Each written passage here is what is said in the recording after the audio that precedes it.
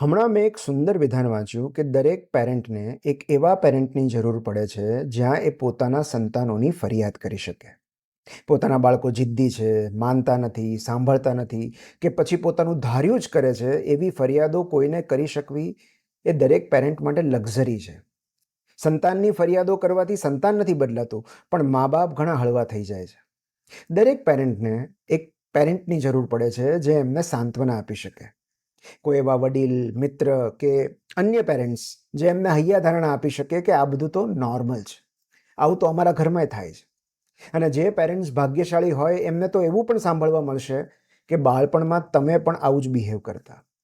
Hillary ક્લિન્ટનનું એક સુંદર વિધાન છે, "there is no such thing as other people's children."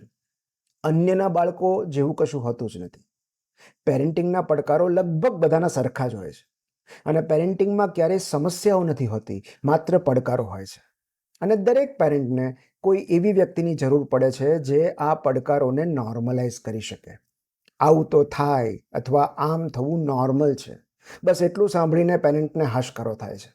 જ્યાં સુધી આવું કશુંક સાંભળવા નથી મળતું ત્યાં સુધી દરેક પેરેન્ટ કાં તો પોતાને નિષ્ફળ સમજે છે કાં તો સંતાનને પ્રોબ્લેમ ચાઇલ્ડ. ફરિયાદો કરવાનો હેતુ દરેક વખતે નિરાકરણ શોધવાનો નથી હોતો. ક્યારેક હળવાશ અનુભવવાનો પણ હોય છે.